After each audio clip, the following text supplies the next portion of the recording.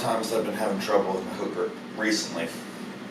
It's a pretty annoying problem. If you've had any grip issues before, you know how frustrating it is when you're going up for a big deadlift and you know you can lift that weight and it just slips right out of your hands, whether it's off the floor, halfway up, whatever it is. Very, very frustrating feeling. So I've been doing a lot of things to try and figure out how can I strengthen this position, how can I improve it, how can I improve my lift. And I'm not quite there yet, it's still a work in progress, but I have learned a lot of things that work and a lot of things that don't work. So today I'm going to focus on the things that do work. Number one thing I found for hook grip is mobility. I think people really focus on mobility for some of their major muscle groups. They don't really think about their hands, don't really think about their feet either, but hands are obviously the important one for hook grip. So it doesn't really matter how big your thumb is, as long as you can get, when you're grabbing the bar, as long as you can get the first two fingers over, you're probably okay. The thing is, most people's thumbs are that long. Not everybody's thumbs are that mobile. So when we're talking about range of motion for the thumb, you want to be able to extend your thumb as far as possible. And you can see right now I'm actually kind of tight. It might be a little bit hard to see, but my thumb doesn't really want to strengthen because there's a lot of muscle, fascia, honestly I'm not sure, up in this hand that's really preventing it from getting in the position that it needs to be in. What's up?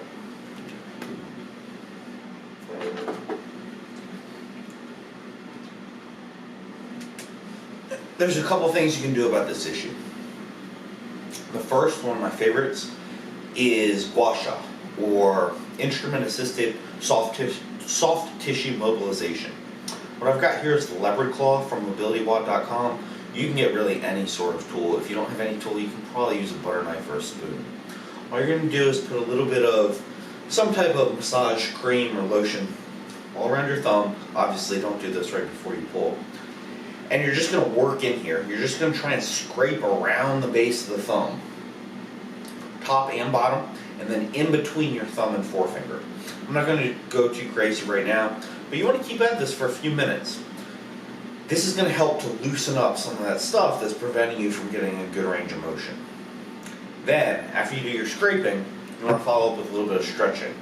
So to stretch my thumb for the hook grip, I use my one hand to pull it out as far as I can, and I try and bend it so much I can even kind of get my pinky over that thumbnail right there. And I close my other hand, close the rest of my hand, and I point my fist so that I've got a straight line all the length of this arm. And you're going to feel a good stretch both in your thumb and in this part of the hand all the way up the forearm. All right?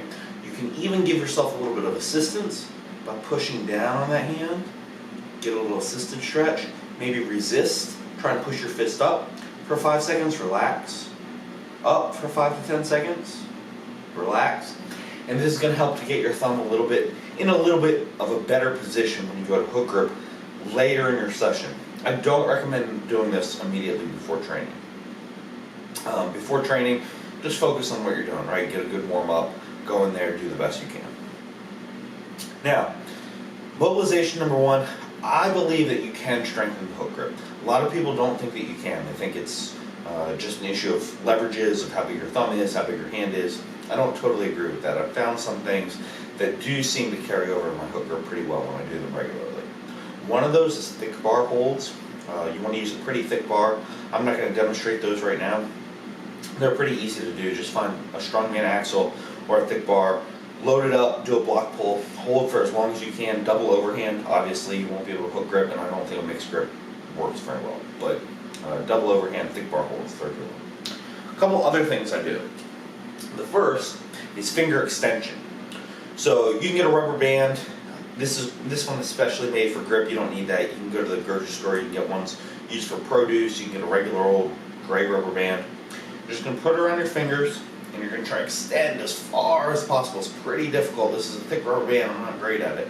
You want to keep your fingers slightly bent. If you straighten out your fingers, you're going to find that that's really working kind of more of this muscle up here. If you keep them just slightly bent, you'll feel it a lot more in the fingers. Do that 5 to 10 reps. Really, you should be using a lighter band that can open a little bit more, but I'm going to work with what I got. Open 5 to 10 reps, then extend, right? open 5 to 10 reps. So you do it first, arm bent, second, arm extended, third, you're going to open, you're going to hold as long as you can, and twist your hand back and forth. Really, really intense. Again, do not do this before training. Your grip's going to be shit. But I like to do this when I'm driving, honestly. I'll take one hand off the wheel, make sure you're safe. And with my other hand, I'll just, start doing these super easy. Don't even have to think about it. Getting a lot of volume.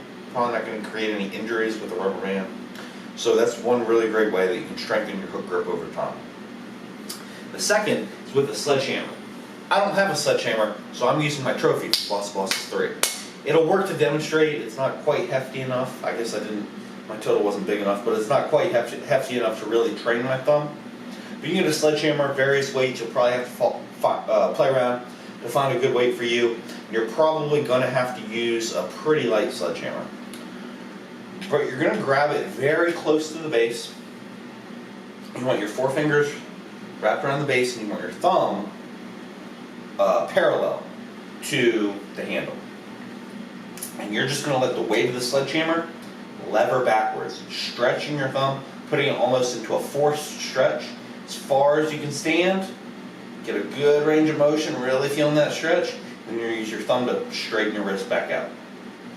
So the wrist bends, really good stretch on that thumb, back out.